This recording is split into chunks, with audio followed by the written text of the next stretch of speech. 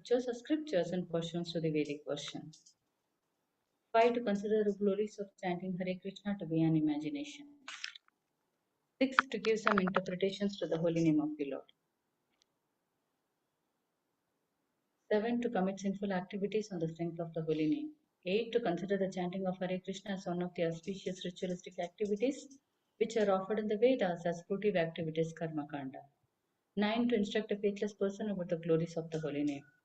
10. To not have complete faith in the chanting of the holy name and to maintain material attachments even after understanding so many instructions on this matter. It is also an offense to be inattentive while chanting. Every devotee who claims to be a Vaishnava must guard against these offenses in order to quickly achieve the desired success. Krishna Prema. So once again, I thank everyone for joining Bhakti Sangha conference call. May I know who all are joining the call today? हरे कृष्ण भगवती वसुधा माता जी दंडवत प्रणाम शिला प्रभुपाद की जय गुरु महाराज की जय Preetidasi from Charlotte Hare Krishna Hare Krishna Preeti Mataji, Dandavat Pranam, Srila Prabhupada ki jai. Thank you Mataji for joining Bhakti Sangha conference call. Hare Krishna. Hare Krishna Hare Hare Hare Krishna Mataji, please accept my humble obeisances. All glories to Srila Prabhupada and Shri Guru and Shri Gauranga and all the assembled devotees. This is Yashamati Priya Devidasi from Chicago. Hare Krishna Yashamati Priya Mataji, please accept my humble obeisances. All glories to Srila Prabhupada. Thank you Mataji for joining Bhakti Sangha conference call. Hare Krishna. Hare Krishna. Hare Krishna, Bhagavati Vasudha Mataji, please accept my humble obeisances. All glories to Srila Prabhupada. This is Vinita Gandharvika Devidasi from Dallas, Texas. Hare Krishna Vinita Gandharvika Mataji, please accept my humble obeisances. All glories to Srila Prabhupada. Thank you Mataji for joining Bhakti Sangha conference call. Hare Krishna. Hare Krishna, Sudha Mataji, all glories to Srila Prabhupada and Guru Maharajis. My humble obeisances to you and all the devotees. This is Krishna Kumari Devidasi from Raleigh, Hare Krishna. Hare Krishna Krishna Kumari Mataji, please accept my humble obeisances. All glories to Srila Prabhupada. Thank you Mataji for joining Bhakti Sangha conference call. Hare Krishna. Hare Krishna Mataji, Dandavat Pranam, Srila Prabhupada ki jai, Guru Maharaj ki jai. This is Arvind Das from Chicago. Hare Krishna. Hare Krishna Arindas Prabhuji, please accept my humble obeisances. All glories to Srila Prabhupada. Thank you Prabhuji for joining Bhakti Sangha conference call. Hare Krishna.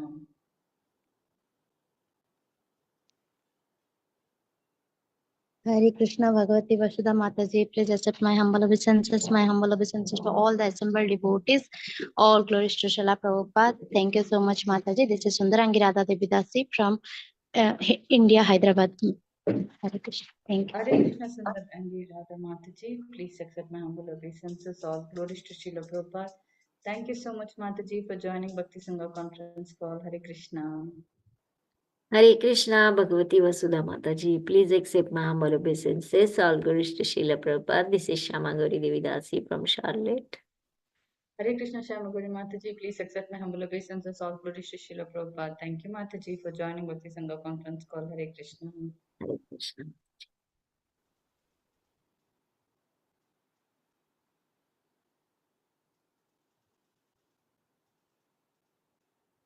Hare Krishna dear devotees.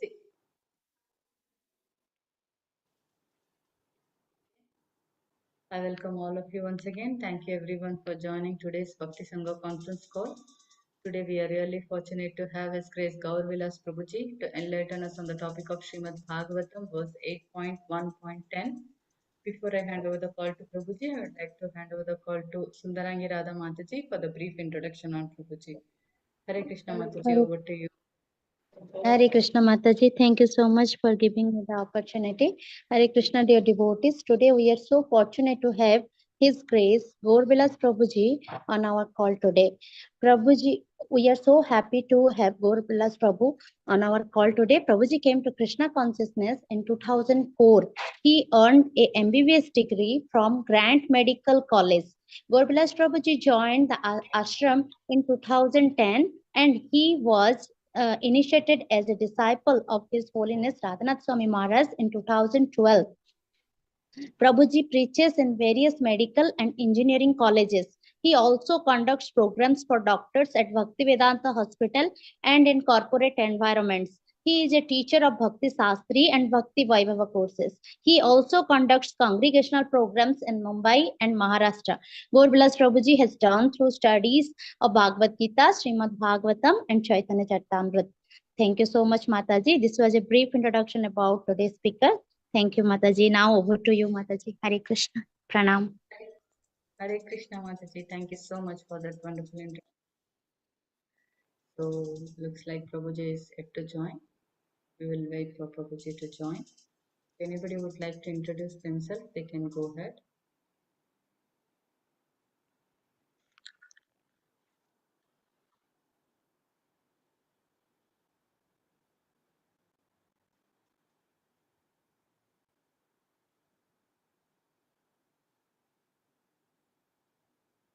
Okay, we'll chant. Om Vishnu.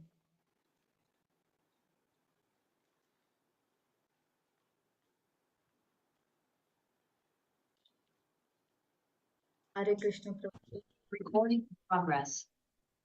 Please accept my humble obeisances. All glories to Srila Prabhupada. Thank you, Prabhuji, for giving your valuable time and association in this Bhakti Sangha conference call.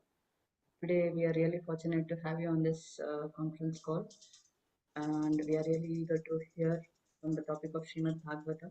Today's verse is 8.1.10, Prabhuji. Hare Krishna, over to you. Hare Krishna. Hare Krishna. Thank you, Mataji. Thank you, all the devotees, for this opportunity to serve. We'll begin with our prayers. Vamagyanatimirandhasya Gyananjana Shalakaya Chakshurunmilitam Yena Tasmai Shri Gurave Namaha Shri Chaitanya Manobhishtam Stapitam Yena Bhutale Swayam Rupa Kadamahyam Dadati Swapadantikam Vandeham Shri Guru Shri Yuta Padakamalam Shri Gurun Vaishnavam Shri Rupam Sagrajatam Sahagana Raghunathanvitam Tam Sajivam Sadvaitam Savabhutam Parijana Sahitam Krishna Chaitanya Devam Shri Radha Krishna Padam Sahagana Lalita Shri Vishakhanvitasya He Krishna Karuna Sindhu Deenabandhu Jagatpate Gopesha Gopika Kanta Radha Kanta Namostute Tapta Kanchana Gaurangi Radhe Vrindavaneshwari Vrishabhanu Sute Devi Pranamami Hari Priya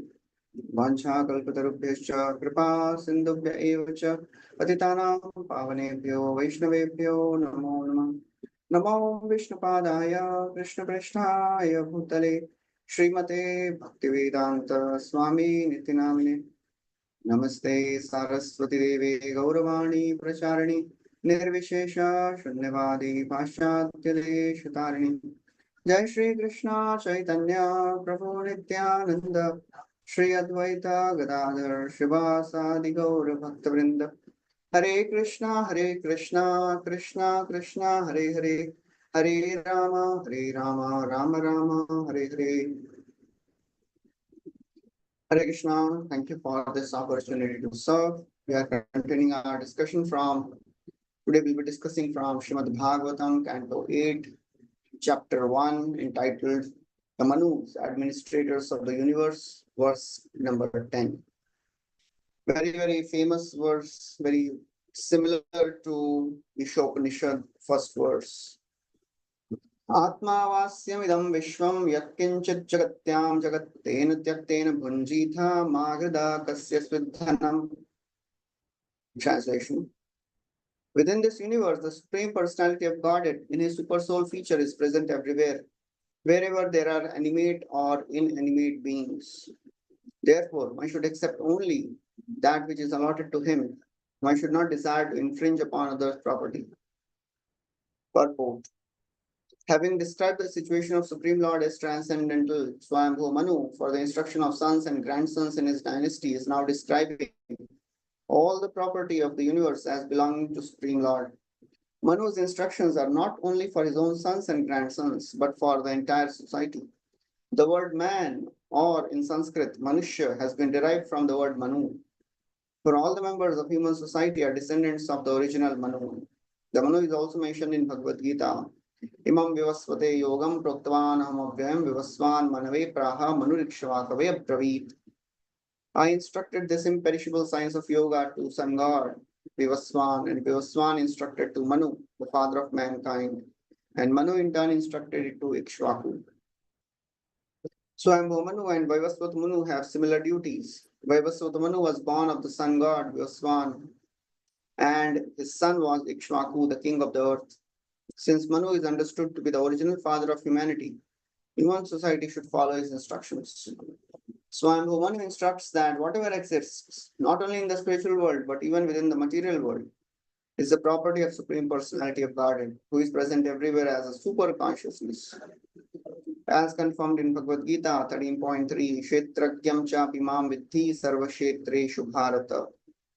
In every field, in other words, in every body, the Supreme Lord is existing as the Super Soul. The individual soul is given a body in which to live and act according to the instructions of the Supreme Person.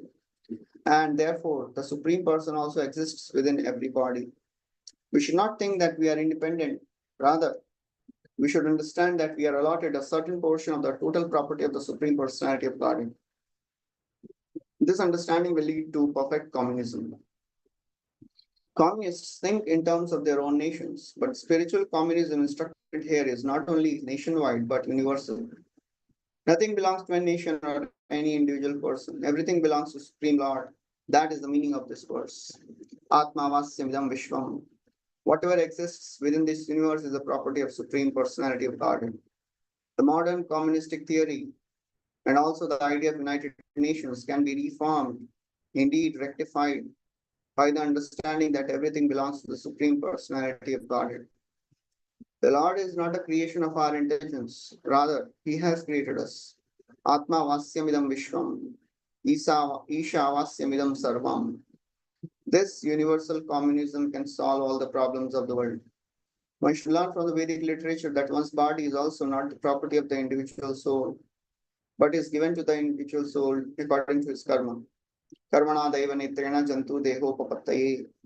The 84 lakh different bodily forms are the machines given to the individual soul. This is confirmed in Bhagavad Gita 1861. Ishvara sarva bhutanam vriddeshe arjunatishti brahmayan sarva bhutani yantra rudhani mayaya. The Supreme Lord is situated in everyone's heart to Arjuna and is directing the wanderings of all living entities who are seated as on a machine made of material energy. The Lord, as a super soul, sits in everyone's heart and observes the various desires of the individual soul. Lord is so merciful that He gives the living entity the opportunity to enjoy varieties of desires in suitable bodies, which are nothing but machines. Yantra rudhani mayaya.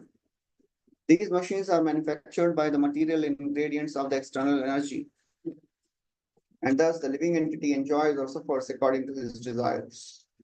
This opportunity is given by Super Soul. Everything belongs to the Supreme, and therefore one should not usurp another's property.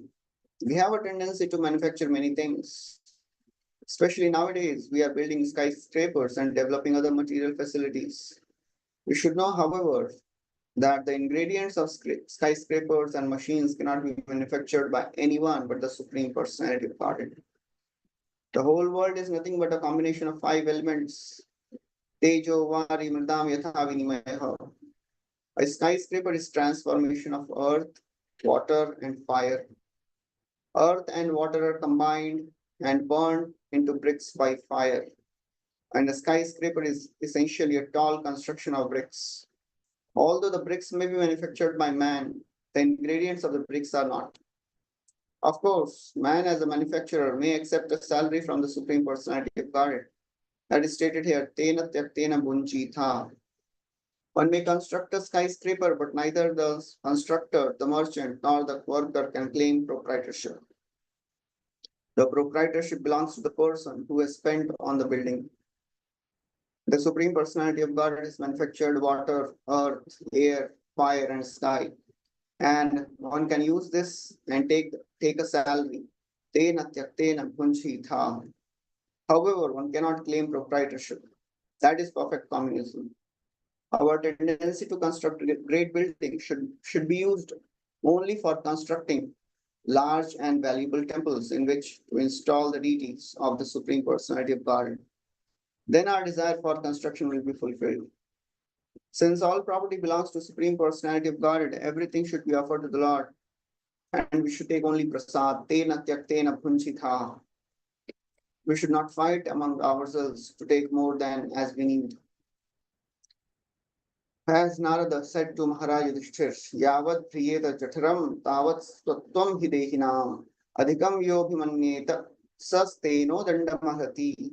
One may claim proprietor to as much as wealth required to maintain body and soul together. But one who desires proprietorship over more than that must be considered a thief, and he deserves to be punished by the laws of nature. 7. Bhagavatam 7.14.8. Of course, we need to be maintained in sleeping, eating, mating, and defending. Ahara, Nidra, Bhai, Maithun. But since the Supreme Lord, the personality of God, has provided these necessities of life for the birds and the bees, why not for mankind? There is no need for economic development. Everything is provided. Therefore, one should understand that everything belongs to Krishna. And with this idea, one may take prasad. However, one interferes with the allotment of others. He is a thief. We should not accept more than what we actually need. Therefore, if by chance we get an abundance of money, we should always consider that it belongs to Supreme Lord. In Krishna consciousness, we are getting sufficient money, but we should never think that the money belongs to us. It belongs to Supreme Personality of Godhead and should be equally distributed to the workers, the devotees. No devotee should claim that any money or property belongs to him. If one thinks that any portion of property of this huge universe belongs to anyone, he is to be considered a thief and is punishable by the laws of nature.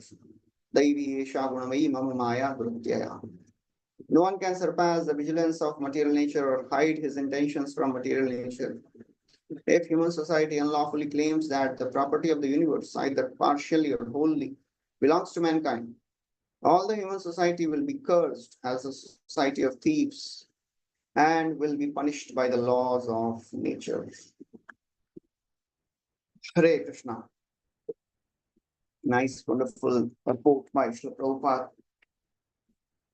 In this section, we are hearing Sukadeva Goswami continues the description of the Swayambhu Manu, and he describes how he is sitting on the bank of Sunanda doing tapasya.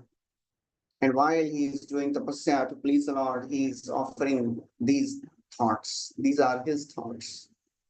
And because he is the original human being, Manu, so he is presenting the ideal thoughts for human society. And Srila Prabhupada is focusing on that in very great details here. And this verse, which is so very famous, Ishopanishad verse, very, very famous. In this verse, Swayambhu Manu is describing how everything in this world belongs to the Lord. He owns it. He controls it. He maintains it. And we should take only what that belongs to us. That is our quota.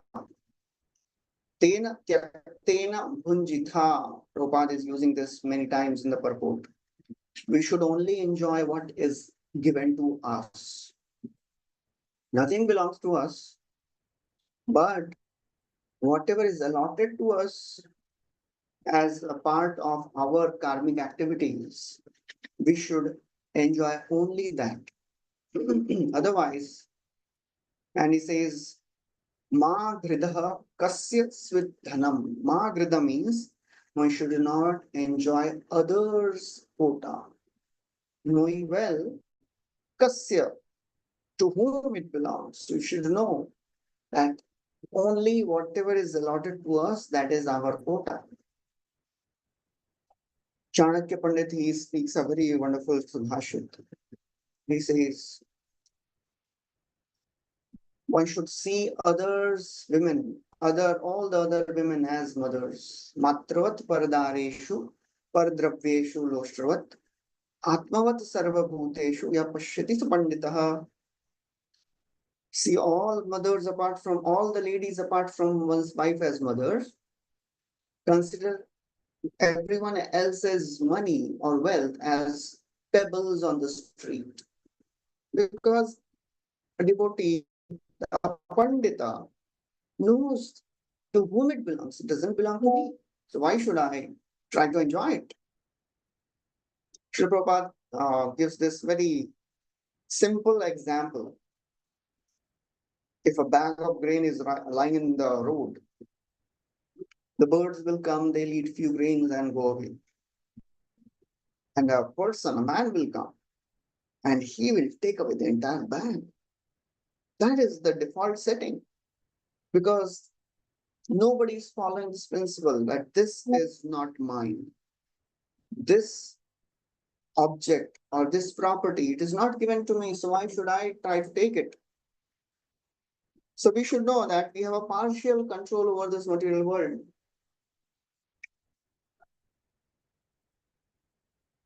And Krishna is the supreme controller. We are like the tenant in this body. And at the time of death, we'll have to leave this body. So again and again, Prabhupada is using this principle that nothing belongs to us. So we should always understand whatever is given to us, whatever skills, whatever capabilities, whatever resources, whatever faith, it is all given by the Lord. It belongs to Krishna. Just like in Bhagavatam, second canto, third canto, 9th chapter. Brahmaji, he did tapasya, Lord appeared in front of him and he said, "Oh Brahma, you heard in the beginning of that creation, tapa, tapa. You know who spoke that? Lord says, I spoke. And who gave you faith to believe in those words? Tapa, tapa, I gave. Who gave you strength to do tapasya? I gave. And now I have appeared and you are offering prayers. Who is giving you intelligence to offer those prayers? He says, I am giving.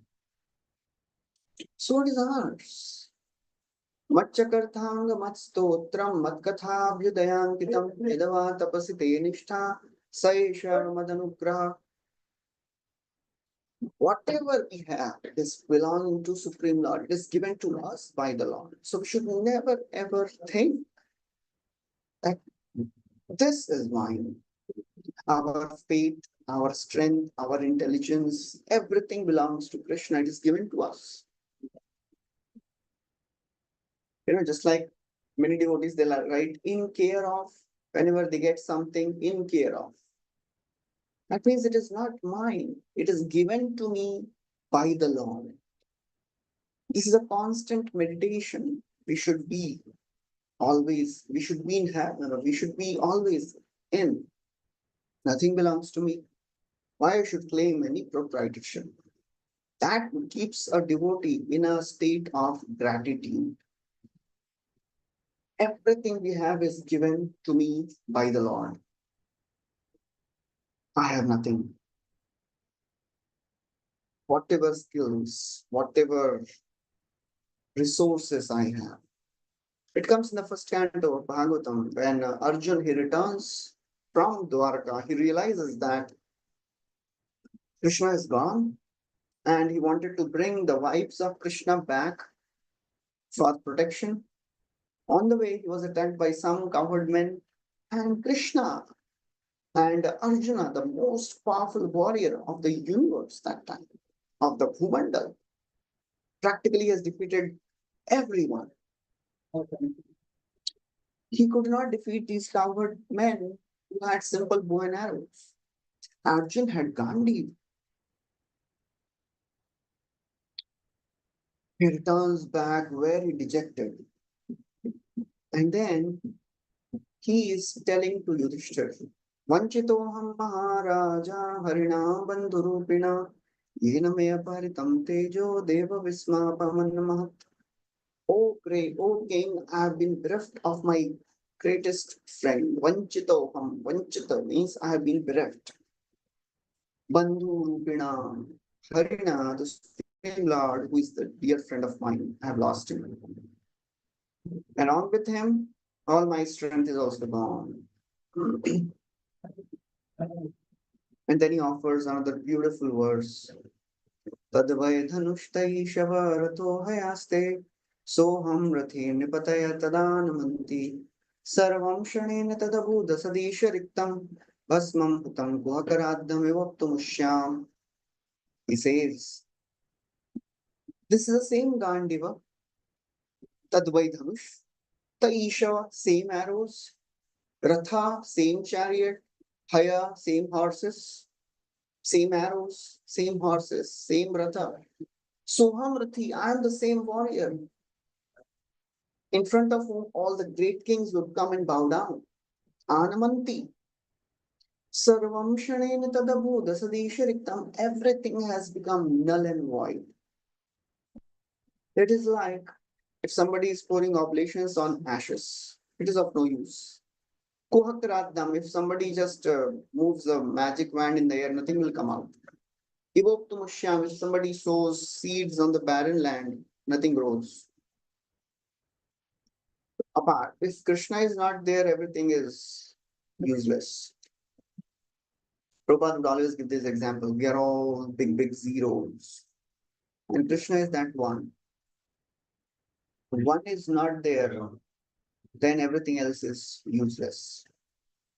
Prabhupada writes in the purport, we should not be proud of the borrowed loans. Nothing belongs to us. So we have to be grateful for whatever we have received in this practice of Krishna consciousness. Otherwise, this misconception, it is very thick. This misconception, I am the enjoyer, I am the controller, I am the protector, and ultimately I am God. These are the misconceptions people have. So all the great devotees and the Supreme Lord, he is working only to remove this misconception that nothing belongs to us. We are not the controllers. Kshetragya, Prabhupada quotes this verse, Kshetragya, Kshetragyam chapi mam vitti sarva kshetreshu bharata. Living entity is also a controller, Kshetragya. He is also a knower of the field, and Supreme Lord is also knower of the field. But we are knower of only this body. We don't know what is happening in another's body. So this misconception that I am controller, this takes one away from being grateful. Because I am a controller, I am enjoyer, so why should I be grateful to anyone? Everything belongs to me. So gratitude is the art which we have to develop, to be grateful. As Radhanath Swami Maharaj, he would says many times, that gratitude, it is not a part of bhakti. To be grateful is bhakti. It is an art we have to develop, to be grateful. Then we will be happy in any situation. All the problems, all the anarthas we have, we will handle them in a grateful way that, okay, this is coming to me. Krishna has put me in this situation because he wants me to go next level. Unless we have this understanding that all our obstacles, all our anarthas, all our problems, they are a stepping stone for me to go to the next level. Because unless Krishna puts us in that situation, we'll not take that step. We'll not make that endeavor to come out of our comfort zone and go to the next level. We'll always think, okay, I'm happy, I'm satisfied, I'm doing good, but we will stay there. We will not go to the next level of Krishna consciousness. So that's how when we are grateful for everything we have, whatever problems, whatever obstacles, whatever anarthas we are coming, we are at the right foundation of advancing. So therefore, being grateful, it is not just an emotion, it is a practice. It is a principle a devotee should always have in his mind or her mind. Grateful for everything. Tatte nukampa susamikshmano bhunjanuevatma kritam vipakam ridvagava purabhir vidadhan namaste jive tayo mukti pade sadaya bhav. Brahmaji is praying, offering this prayer. It is your mercy, O my Lord. We have to train ourselves to say that, oh Krishna, whatever I am getting, it is coming according to my quota only. And for devotees, it is not just quota, it is Krishna's mercy in the form of that intervention. Because when we keep on practicing bhakti at one level, and we are not taking that extra effort to go to the next level, then Krishna has to push us. Krishna has to show us something, some dark side. Some things will come so that we are pushed to go to the next level. So either we have to surrender, take shelter of Krishna happily or forcefully. If we are happily taking that endeavor to surrender to Krishna, then it is all wonderful. But most of the times it is not the case. We are pushed. We are pushed by Krishna. Some problems will come up in our life. Some anarthas will come. Some things will keep coming suddenly. And we are helplessly crying, oh Krishna, please help me. That is how Krishna works in the life of his devotees. So unless we develop this attitude of gratitude and try to enjoy things, we'll not go to the next level of Krishna consciousness. If we have this misconception that I am doing good and I am practicing bhakti, okay, then we will not make that effort. This misconception is the root cause of existence in material world. I am controller. Everything I have, everything around me belongs to me for my enjoyment. And the greatest of the devotees, they have shown by their example how they never have this misconception. It comes in the second canto of Srimad Bhagavatam. Narad Muni goes to Brahmaji and he says, Brahmaji, oh Father, I think you are the supreme. You create, you maintain, you destroy this universe by your own power, just like a spider. Just like the spider is an independent living entity, creates the spider web by its own saliva, maintains it, and winds it up also. So it was very natural for Brahmaji to have said, oh, yes, yes, I am doing it. And he was not wrong. He's actually doing it. But honestly, Brahmaji says, no. I am not the primary creator, I am secondary creator. Srijyam Srijami Srishtoham.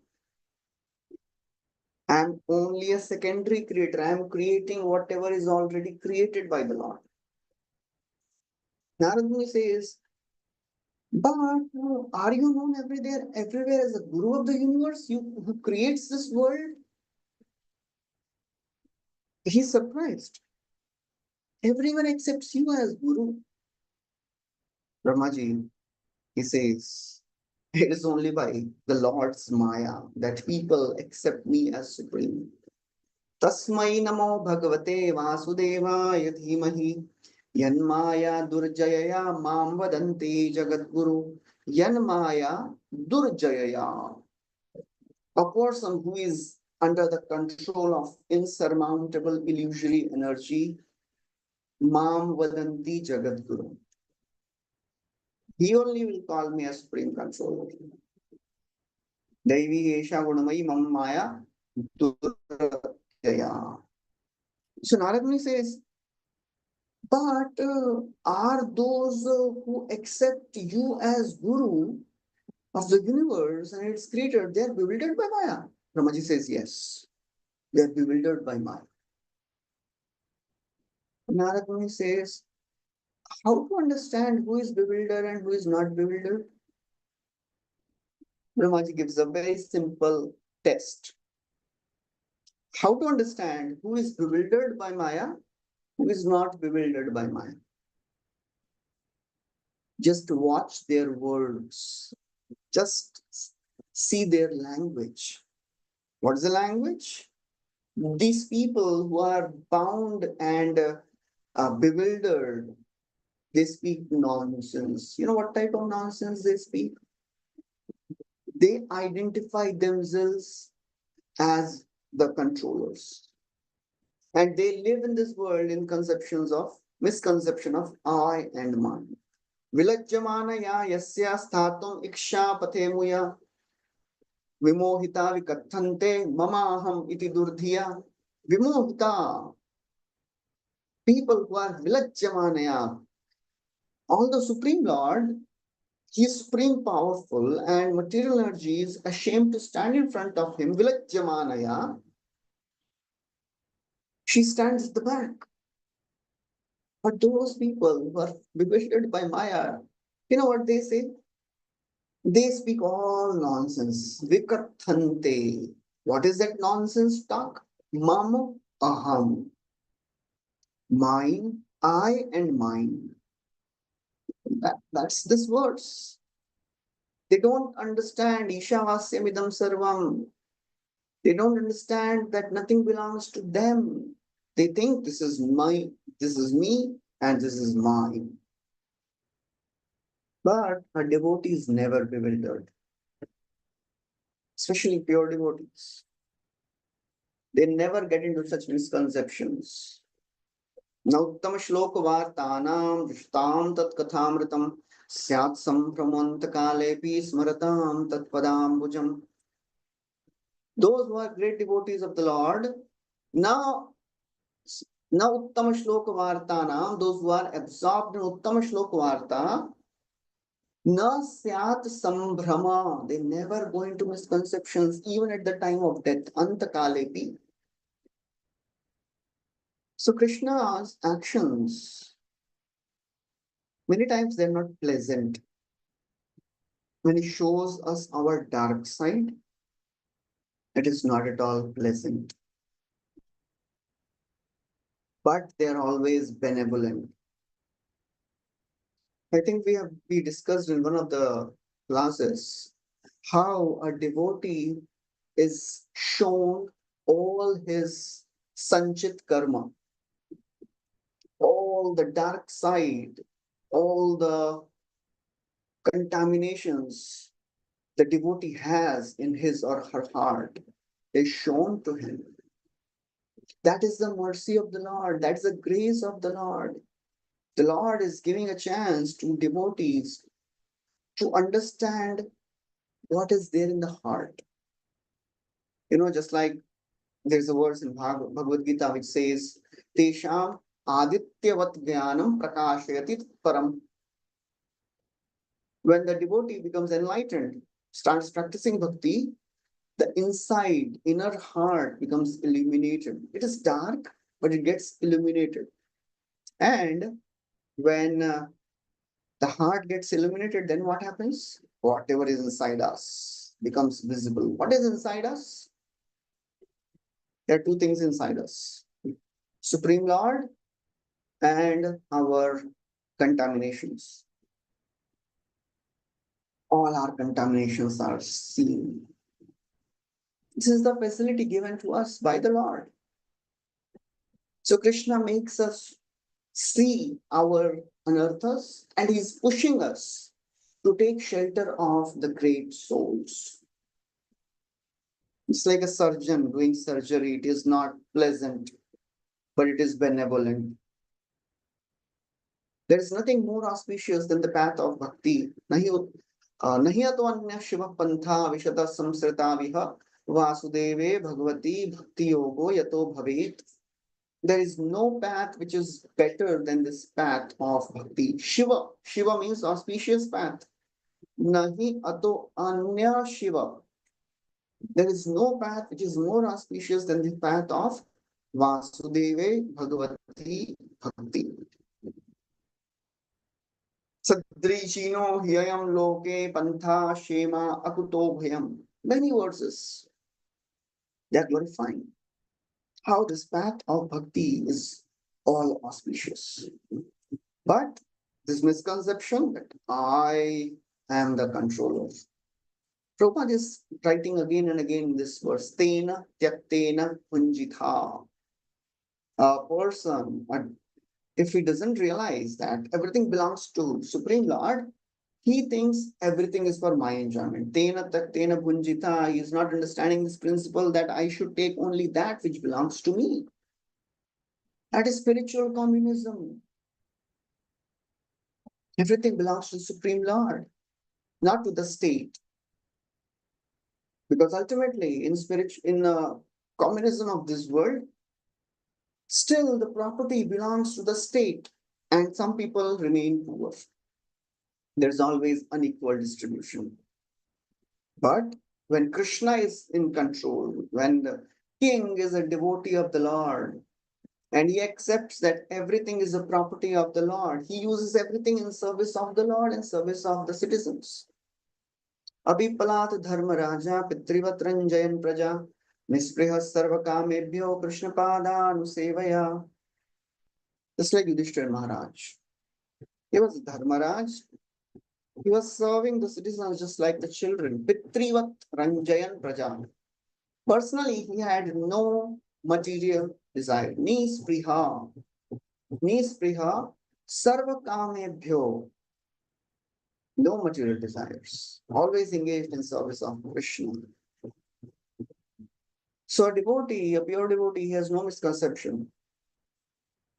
Krishna bahirmukh hoiya jeev bhogwancha kare nikatastha maya tare jhapatiya dhare. But the bahirmukh jiva, a conditioned soul, he is always bewildered. Always wants to prove that I am the supreme, I am the controller. Maybe not the supremely powerful, but I am also powerful. One time Srila Prabhupada went to the writing, one of the persons who was the owner of the company. And he was waiting to meet him. He met one of the other officials. So he was talking to Prabhupada, and Prabhupada said, so what is your goal? So this person, he took out his visiting card, and there were so many visiting cards kept on the table of different managers of the company. He put it on the top of all that. And he said, this is what I want. I want to be on the top. I want to become controller. I want to become supreme in this company. So that desire is always there. But till the time we don't understand that Isha Vasyamidam Sarvam, everything belongs to Supreme, and we should use it only what is given to us, never encroaching on others' quota. And Srimad Bhagavatam helps us to purify our lording over mentality. Spiritual master helps us to revive this relationship with the Supreme Lord, the relationship of servant. We are servant and he is the master. So that is the wonderful service which the spiritual master is doing. And in fact, it is the Lord who is acting through the spiritual master. Naivopayantyapachitiam kavayasthavesha brahma yusha pikritam ruddamudam smarantah antarbahisthanuvritam ashubham vidinvan acharya chaityavapusha swagatim vyanakti. In this verse, it is described, Naiva upayanti apachitim. One cannot express the gratitude sufficiently. To whom? To two people. One cannot express the gratitude to the Lord who is acting within and to the spiritual master, who is another expansion of the Lord, who is acting from without. Even if even if somebody is a great poet, even if somebody gets a life of Brahma Ayusha Api, even if somebody is a great poet, even if somebody has the life of Brahma, he can never express the gratitude sufficiently. He can never write down what all things Lord is doing for us. He is working from inside and is working from outside to purify this desire of lording over mentality, to purify this misconception that am I'm the controller, I am powerful, I am the protector. And as practicing devotees, we may also run into misconceptions which are arising from the practice of bhakti. What are the misconceptions which arise by the practice of bhakti? I am a great devotee. I am a senior devotee. I am a humble devotee. I am an expert devotee. These are some misconceptions.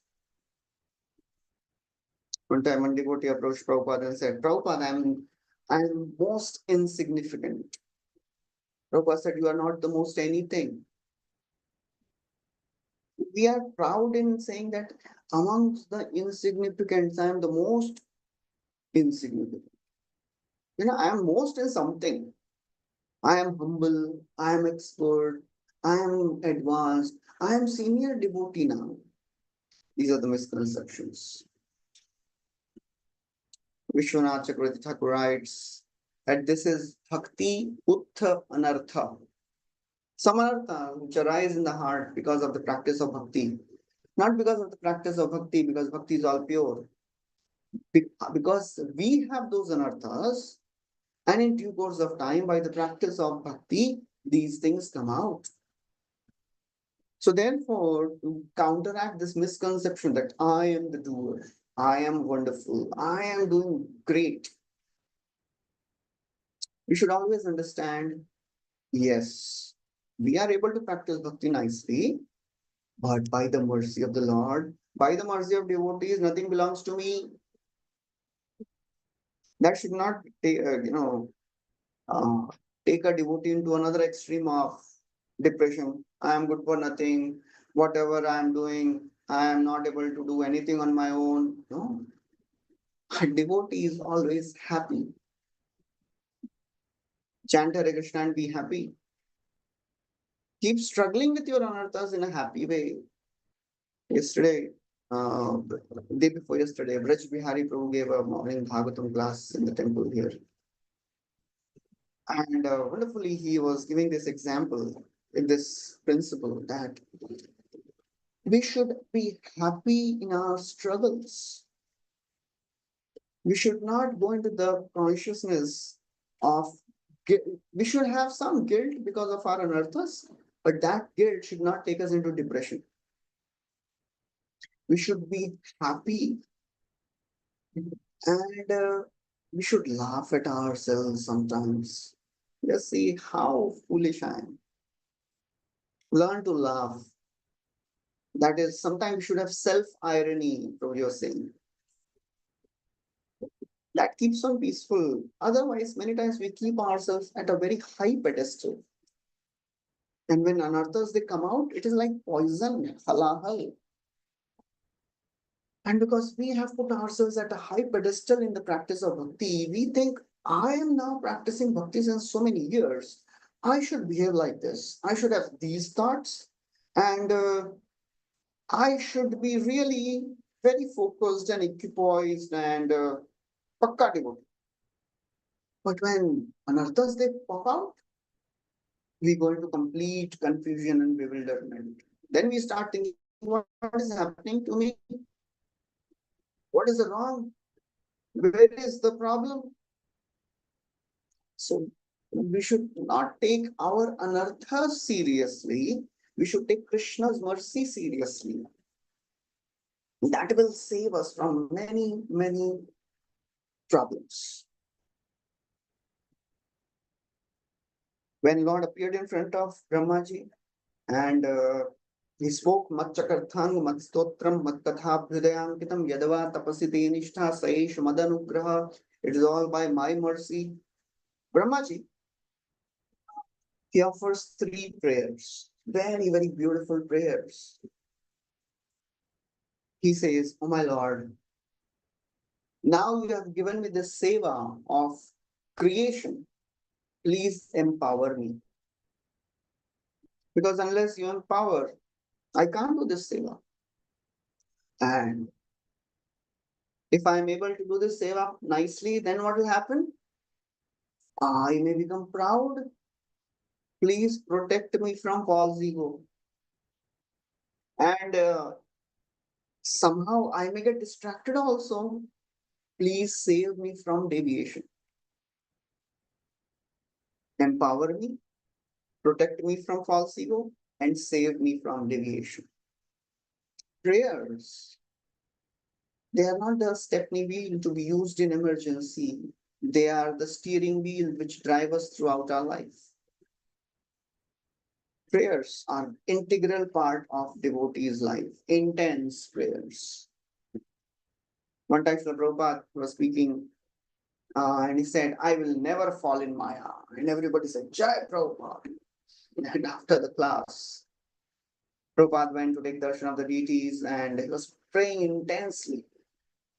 One devotee said, "Prabhupada, what are you praying?" Prabhupada said, "I am praying that I may not fall in Maya." So devotee was bewildered. He said, "Prabhupada, you just said you will never fall in Maya." Prabhupada said, "Because I am praying, that's why I will never fall in Maya." So the more we are taking shelter, the more we are serving devotees in prayerful mood, we will not fall in Maya. न भारती में अंगमृषोपलक्ष्यते न वै क्वचिन्मे मनसो मृषागति न वे ऋषिकाणि पतन्त्य सत्पथे यन्मयि हृदौत्कण्ठ्यवता धृतो Hari. Lord, so Brahmaji is telling to Narad Muni. He says, "Narada, my words, they never go wrong. Ang na bharati me, my word, bharati means the words. Mrisha, they never go wrong. Na vai kvachinme manaso mrishagati. My mind never goes towards sense gratification. Na me rishikani patante satpate. My senses, they never fall for wrong things. You know why? What is the secret? Yanmai ridautkanthyavata dhritohari, because I have caught hold of the lotus feet of the Lord with great zeal. So the more we serve devotees, we serve the Lord, we take shelter of Srimad Bhagavatam, we are prayerful, we will not go into misconceptions. But I am doing it, I am controller, I am a good devotee, I am a humble devotee, I am an expert devotee, or I am a good manager. These are all misconceptions. I am a good singer, I am a good a speaker. These are all misconceptions. Everything we have is given by the Lord. Otherwise, if we are not taking care of these misconceptions, we'll land into confusions.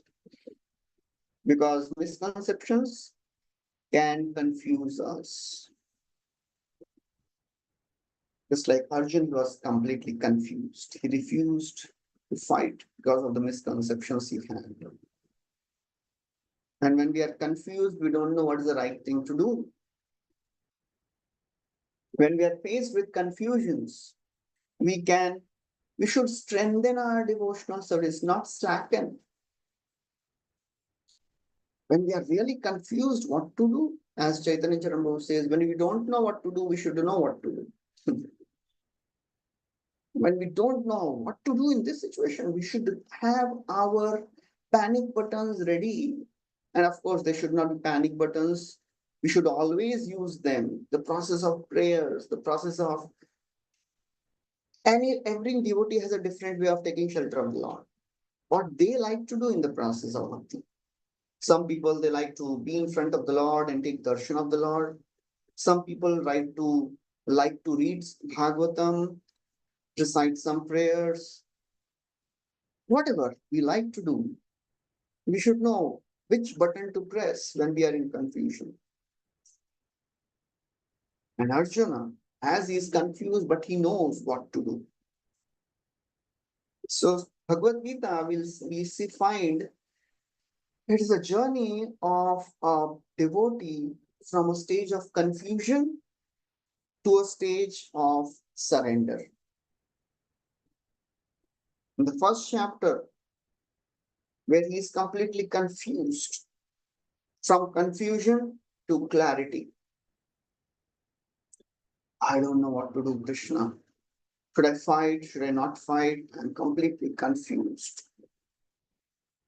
And after hearing Bhagavad Gita, clarity, he had complete clarity. Nashtamoho smriti labdhva tat prasadan mayachyuta sitosmi gata sandeha karishye vachanam tava. I'll do whatever you say, O Krishna. He had faith in Krishna. He had faith in his Guru. That is the powerful thing. Faith in Guru. On Ram Navami Day, one of our devotees was giving a class. And he spoke a very beautiful, sweet pastime of one of the devotees of Lord Ram. His name was Ram Das. And he was a very, very expert Ram Kathakar, very wonderful devotee. Sweetly, he would speak Ram Katha. And one time he was speaking Ram Katha, and Hanumanji became so attracted. He came and he was sitting in the form of a Brahmana, hearing this Katha. Very, very absorbed.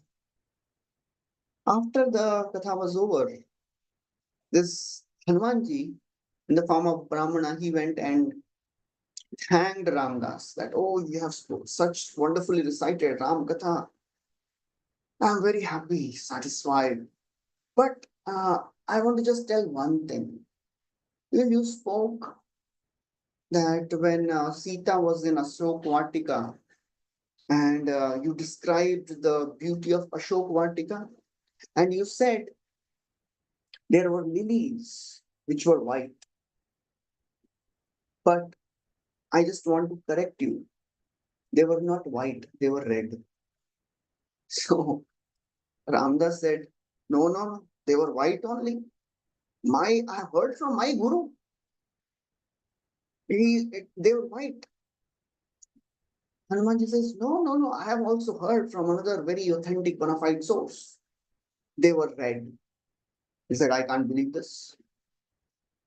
So Hanumanji said, I am saying. And Ramdas was not accepting. Ultimately, Hanumanji had to reveal his form. He said, I am Hanuman and I am saying that they were red. I was personally there. You know what Ramdas said? Still, he said, I can't accept it. So, my Guru has said it must be white. Hanumanji is confused. He says, what to do now? I have to find a witness. So, who was the witness? Mother Sita is there. He prays to Mother Sita and Mother Sita appears there. And Hanumanji says, oh mother, there is some conflict here. He is saying the flower, the lilies were white, and I am saying the lilies were red. Can you please tell who is right? She says, you both are wrong. The lilies were blue. So, another confusion. Now what to do? So then Hanumanji said, now I have to solve this problem, this confusion. How to solve? He prays to Supreme Lord Ram, and Ram appears. And Hanumanji says, oh Lord Ram, you have to solve this problem. This devotee is telling the lilies were white. I am saying lilies were red, and Mother Sita is saying lilies were blue. So can you please tell who is right? So Lord Ram says, oh Hanuman, when you entered that Ashok Vatika and you saw all the demonesses troubling Mother Sita. He became so angry. Your eyes were red with anger. You saw everything red. The lilies were red for you. So now Lord Ram is saying, who will refute that? And then he says, and because Mother Sita, she was in a desperation. She was completely sad, morose. She was in that is the mode of ignorance, sadness, morose, depressed. For her, it was blue. And then he turned to Ramdas.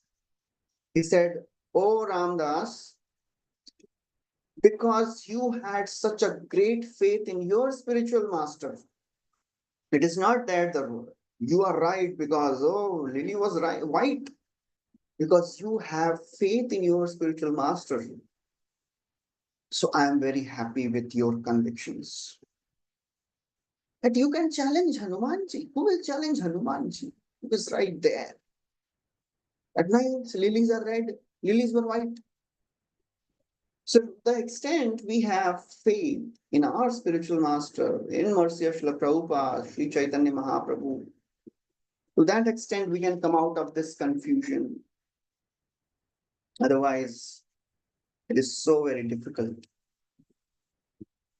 If we are not taking care of the misconceptions, it will lead to confusion. And then because of the confusion, one goes into illusion. One can't distinguish what is right, what is wrong.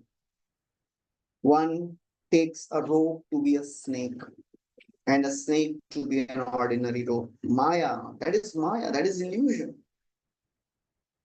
That illusion becomes so very prominent. One starts thinking everything belongs to me. Atmayarite rajan parasyanu bhavatmana na ghatetartha sambandha swapna drashturivanjasa. This illusion that this world is mine. Complete illusion. This world is permanent. That is an illusion.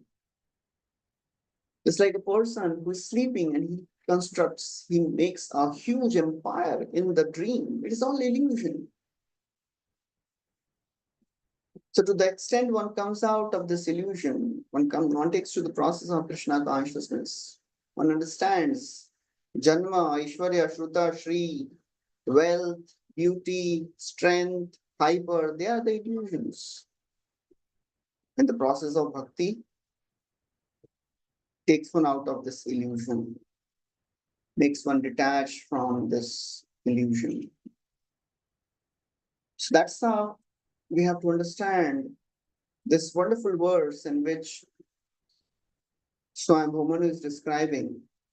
Everybody should understand that everything belongs to Krishna, nothing belongs to him. We should enjoy whatever is allotted to us as our quota and never encroach on another's property. If we are in this mood, we'll be grateful. Otherwise, we'll go into the misconceptions and confusions and illusion. So that is what I wanted to discuss today. We'll stop here.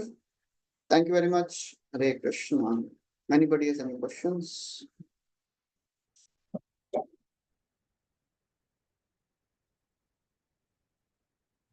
Thank you, Prabhuji. Thank you so much for this very, very wonderful class and insightful points about how we have to be grateful, and that is possible only when we are humble. Thank you so much, Prabhuji. I request devotees, if you have any questions, you can please ask now or you can raise your hands.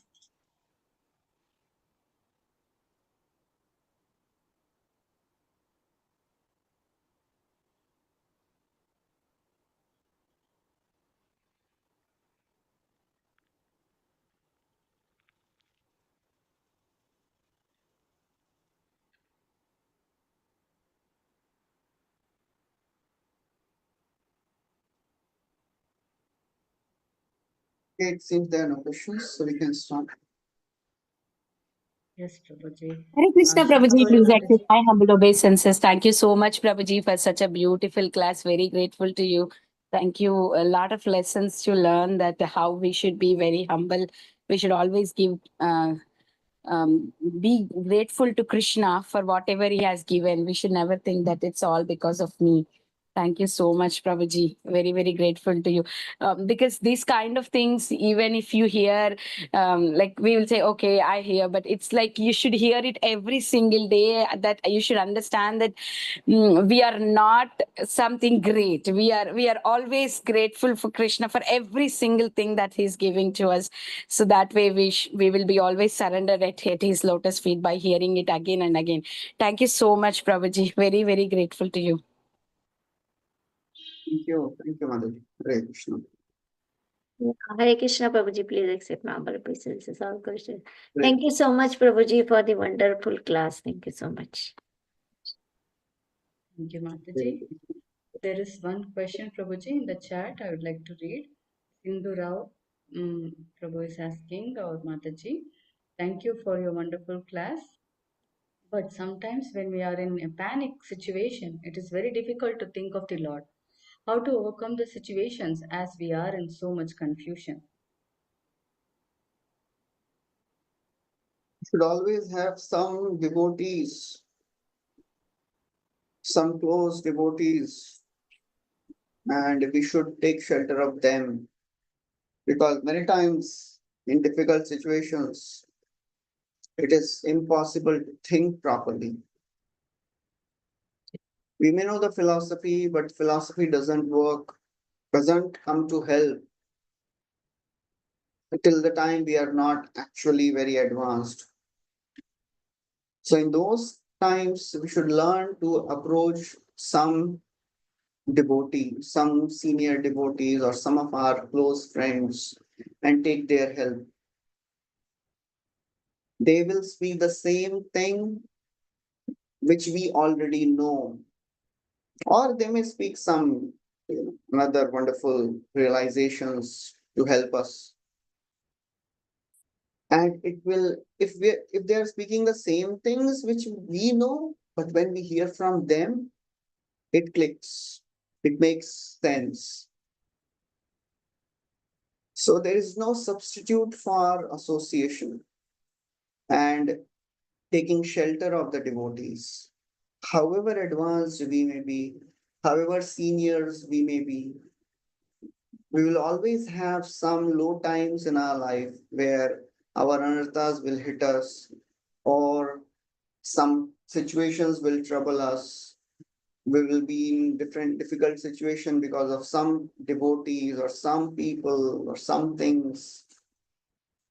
We always need association. If we are not able to come out of our confusions and problems, just take shelter of devotees. That is the easiest way, easiest solution, and for sure it will work,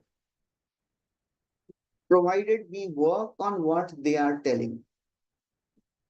They are just going and asking and not applying what they are saying, then it will not help us in the long run. So that's the only thing which we should do. Approach some devotees and take guidance from them. How to handle this situation. Hare Krishna. Thank you. Thank you, Prabhuji. Yes, Prabhuji. That makes sense. Always we need devotees around us to help us in such a confusing stage. Prabhuji, there is one more question. Hemangi Gopeshwari Mataji is asking, I was aware of Sri Radhakrishna, but I learnt about Lord Chaitanya and ISKCON. How to develop love for Gaur Nitai and take shelter of them. Hear about them, hear about their glories from those who have that love for Gaur Nitai. That is the only way. We serve and pray to Gaur Nitai. Prayers are very important. When we pray to them, they are merciful, they are ready to give mercy. Patita Pavan Hetu Tava Avatar, They have appeared to give mercy. They are just waiting for that, sincere prayer, sincere desire. Because it is natural that we have heard about Radha Krishna since beginning. But Gaur Nitai, after coming to ISKCON only, we have heard about them, yes. So how to develop that faith and that love, that connection? By hearing their glories, by reading scripture, reading Chaitanya Charitamrita is very, very important for Gaudiya Vaishnavas. Chaitanya Charitamrit Nitya Karapan Yaha Haite Premananda Bhakti Tattva Gyan Gaur Leelamrit Sindhu Apar Agad Ki Kohite Pare Taha Avagad Sat Tahara Madhurya Gande Lubdha Hoye Mannatev Tate Rahi Chaki Ek Kand. Kaviraj Goswami is saying, oh, the pastimes of Mahaprabhu, they are like the ocean. Very sweet. So what I am doing, I am just standing on the shore of this ocean and taking few drops. So the more we scriptures, read Chaitanya Charitamrita, and be with the devotees who are relishing them, we'll also gradually develop love for them. Our faith will increase. Hare Krishna. Thank you. Thank you, Prabhuji. Thank you so much.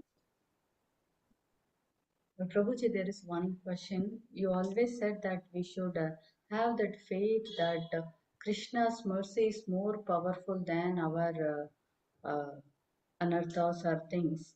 But in that case, sometimes the level of regret or caution reduces, because yes, we understand as long as we are in this material world, those things will be there. We'll have to get up and go on. But if we have so much faith on Lord and faith on the protection, will we become that? Okay, the life will be like this only. It's okay to do Life mistakes. always. It is not that our arthas will always be there. They may be there if Krishna desires. But we should be happy about our practice. And as I was talking about Brajbari Prabhu's class, we should not take our anarthas very seriously. The more we focus on our anarthas, they become big. They trouble us more. As Prabhupada would always say, the best way to control the mind is neglect it. Don't focus on the anarthas. Focus on the good things which you like to do in the process of bhakti. If we can't defeat the mind and come out of this, battle. It is impossible. We can't win over the mind in an argument. When we start debating with our mind, we go in a vicious loop. It keeps dragging us more and more down. Right? It happens sometimes. Many times it happens. We are dragged down in that debate with our mind. So best way is don't argue with the mind. Just neglect it. It is difficult, but we have to practice it. How to neglect it? By focusing on something which is more enlightening and which we like to do in bhakti. So we have to find what we like to do in bhakti. As soon as our mind starts, putting us in confusions, showing us our wrong side, just focus on the good part. Focus on the things which we like in bhakti. Otherwise, we can't see what we have in our mind. It is all very, very dirty. It is like poison.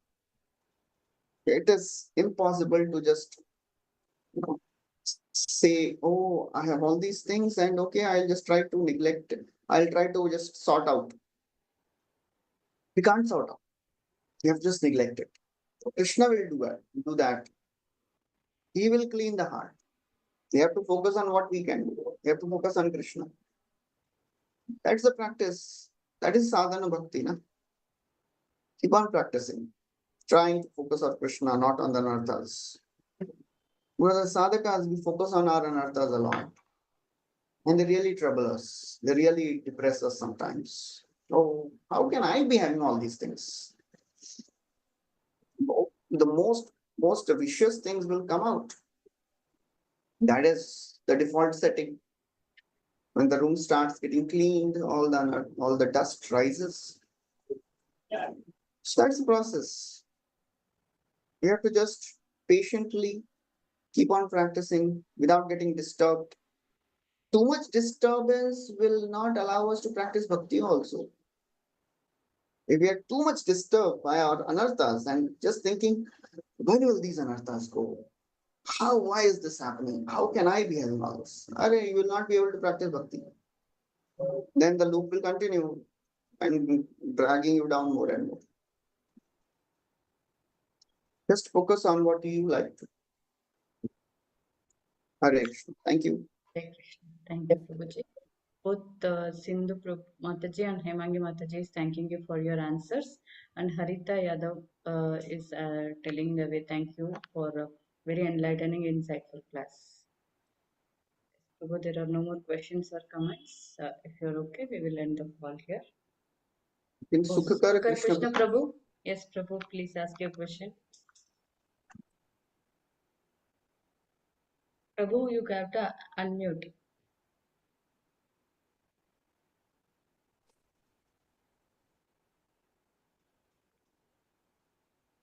Is my voice audible? Yes, Prabhu. Thank you, Bhagavati Mataji. Thank you, Gaur, Vilas, Prabhu. As usual, your class is so interesting, right? Beginning to end, each word. So here you took a very good point that devotees also have gone through a lot of anarthas. One of the devotees, he comes to my regular programs and all.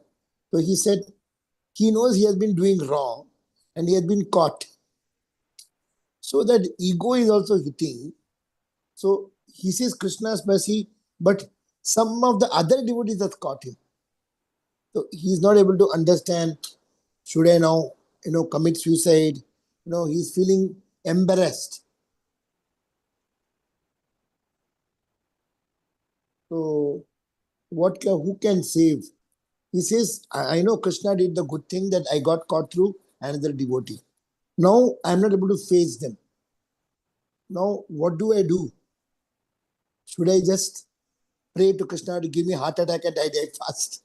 Or should I just take something and die? I said, first of all, you cannot kill yourself because the body doesn't belong to you. It's Krishna's. He can only do. So I don't know what to do. I'm really crying. So Yeah, many times it is natural for this devotee to think like this because everybody has this ego, which is, when it is crushed, it is very painful. As Krishna says in Bhagavad Gita, the person who is respected, insult is worse than death.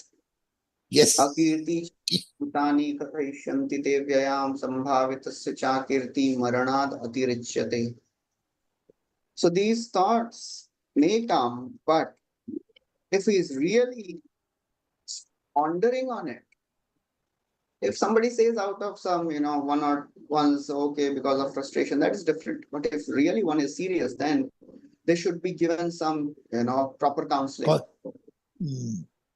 It should never be neglected.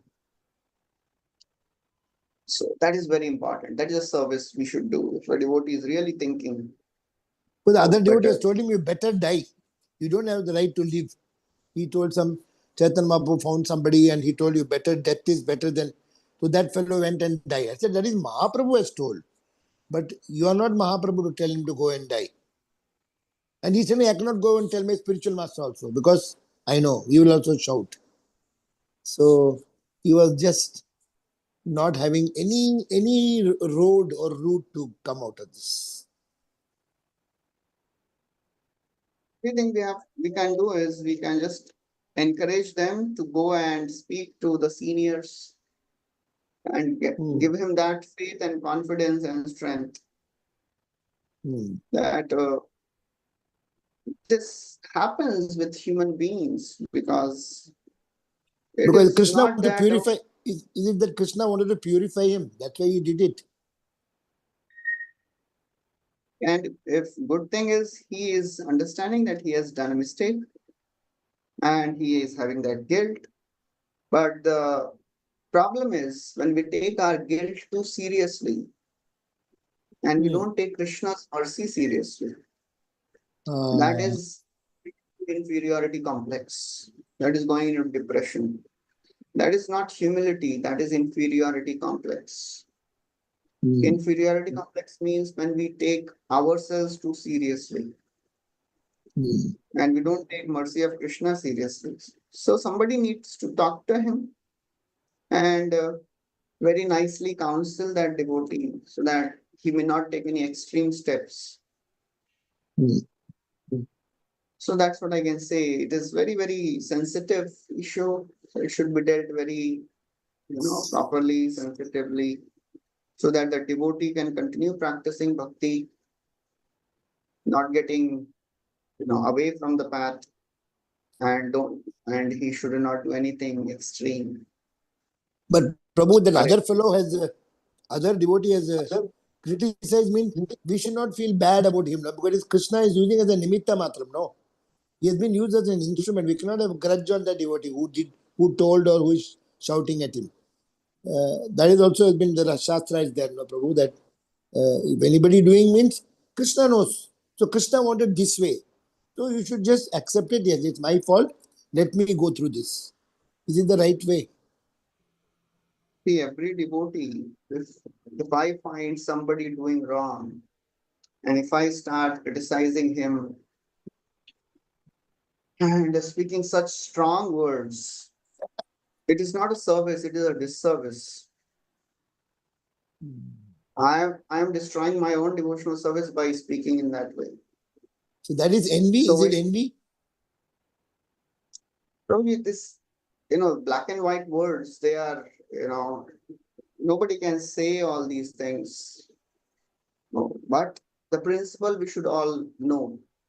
If I am speaking something which is offending another devotee or hurting other devotee, making him think in such extreme ways, for sure I'll be implicated in some, reaction.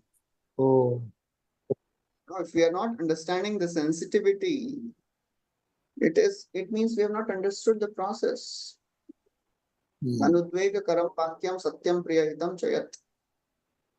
If somebody has the guts to speak that you should commit suicide, you should die, that means that person has not understood the principle of Krishna consciousness. That means the person has not understood the sensitivity, the nuances of bhakti. We should never ever condemn a person. We know one devotee in our movement, sannyasi, he once went to Prabhupada and said, Prabhupada, I've heard about Chota Haridas. He did some mistake as a renunciant and he was condemned. He left his body. So, was it right? Prabhupada said, yes. So, this devotee stopped there for a few seconds and Prabhupada went ahead. And then Prabhupada said, but I am not Mahaprabhu. I need, you should never ever commit anything like this. But by this time, this devotee didn't listen what Prabhupada said later. He stopped. He left that place. He went to Varanasi and he ended his life. So we have to understand, Mahaprabhu, when he does something, he speaks from he does something to show higher standards. We should know what our acharyas are doing, what they are saying. The human life is precious. If one commits anything, like they will not become an advanced devotee for sure. They will suffer more. So that's how we have to understand The person who's speaking like this, he will suffer. And if another person takes some steps, he will also suffer. So Prabhupada would have felt bad, no, that he could not save him, no, that he didn't listen, and then Prabhupada felt very bad because when he was given this news. Okay. Thank you, Prabhu. Thank you, Prabhu. Hare Krishna. Thank you, Prabhuji. There is one more hand raised. Radha Jyoti Mataji, you can ask your question. Last question.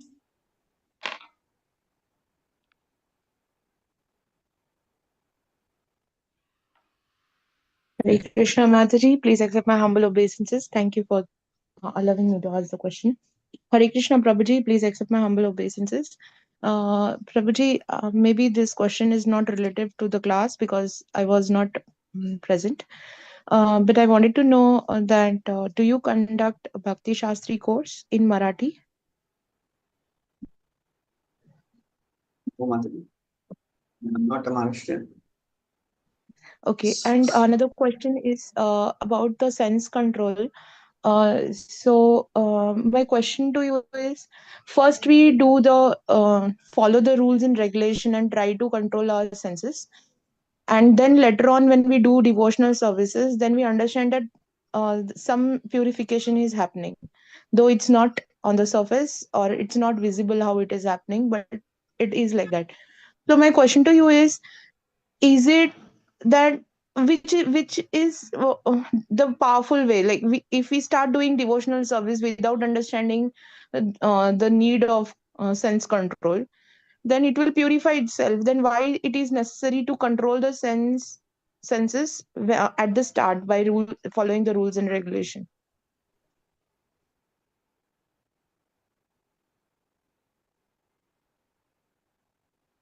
The Prabhupada has always said this many times. Krishna consciousness and sense gratification goes ill together. If we are trying to practice something, if we are trying to light a fire and putting water on it, anybody will say that is a foolish thing to do. To do anything, there are some do's and some don'ts. So if we are not consciously avoiding the don'ts and we are just doing something, the do's, will not get the desired result. That is natural. So in the process of Krishna consciousness also, there are some things we should do, something we should avoid. At least we should consciously try it. Otherwise, it will not happen that automatically one day I will feel detached. No. The practice of bhakti should be done along with practice of sense control. Sevon mukhe jihvado begins with controlling the tongue. Krishna says, Tasmat tvam indriyanyado niyamya bhartarshapa papmanam prajihiyenam jnana vijnana nashanam. In the beginning, start controlling the senses. Tasmat, therefore, the senses are very powerful.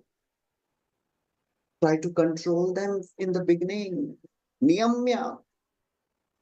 Papmanam prajihiyenam. They will destroy our jnana and vijnana. So that's why sense control is very important. It is not that it will happen automatically. We have to consciously do it. Even if we are consciously doing it, still it is so difficult. If we are not doing it consciously, then how it will happen automatically? So that's how we should understand the importance. Okay. Hare Krishna. Yes, Prabhuji, but see, Prabhuji, my question was very practical. See, when the hippie movement was there, they were disasters. So when they start engaging themselves in devotional service, the senses were getting purified. They were not trying to do the sense control that we are doing, right? When we start the cultivation of devotion at the beginning, we do try to control the senses or restrict our senses and try to follow bhakti, but in their case it was completely opposite. That was my question. See, if we directly apply or engage ourselves in devotional service, then the sense control will be purified, also it will be controlled. So what is the perfect method, or what exactly Srila Prabhupada wanted to say? Because I completed fourth cantos part 2, and still I'm not able to come to a conclusion of this. What exactly is more powerful, if we directly engage ourselves in devotional service, or we tend to do our sense control every day through our own understanding? You have to do both. What Srila Prabhupada did for the hippies, that was his mercy. We have heard Adho Shraddha, Sadhu Sangha, Bhajan Kriya, Anartha Nivritti, all that, 9 stages. Before Adho Shraddha, there are 2 more stages. Satam Kripa and Mahat Seva. Prabhupada applied that principle. Satam Kripa. First, he gave his mercy. He fed them. He gave them a glimpse of the ecstasy of chanting. That is Satam Kripa. And then gradually they engaged in Mahat Seva. They started serving Prabhupada. And then their faith, whatever faith they had, it started increasing. Then they started engaging in Bhajana Kriya. Sadhu Sangha and then Bhajan Kriya. And after Bhajan Kriya, then when Bhajan Kriya started, Prabhupada gave them rules and regulations. In the beginning, he didn't give them anything. Just come, chant, take prasad, go. We are already aware of this process. We have that basic some faith. So we should be more conscious of controlling our senses. Then only we will advance.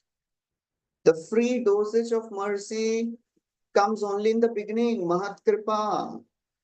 After that, we have to work to get it. If we are just thinking, I will go back to Godhead only by the mercy of Krishna, it may not happen in this life then, or maybe lifetimes. We have to work. But our endeavors are not sufficient. Our endeavor will only attract the mercy. But if we are not endeavoring, then Krishna will not show mercy. So it's a process. We have to first. We have to endeavor in both the ways. Like we have to do in our own internal work. Also, we have to pour ourselves in the devotional service, which will be completely out of self-interest, isn't it? Then only we can attract the mercy of Lord, if at all we could. Thank you so much, Prabhuji. Thank you so much. And please forgive me, I was not present today, but next time I might be. Hare Krishna and Dandavat Pranam to you. Krishna, thank you. We'll stop here. Srila Prabhupada ki jai, Srimad Bhagavatam ki jai. Jai. Vanchakalpatarubhyascha kripasindubhyeva cha patitanam pavanebhyo Vaishnavebhyo Vaishnavebhyo namo namah. Vaishnavebhyo ki jai, Shri Jai Prabhupada ki Srimad jai. Bhagavatam ki jai. Jai. Gaur Vilas Prabhu ji ki jai. Thank you Jai so much. Ho Hare Gauranga. Radhe Radhe. Nityananda, Radhe God bless you. Radhe. See you tomorrow. Prabhuji, Hare Hare Krishna. Krishna, Radhe Support Radhe. Vrindavan.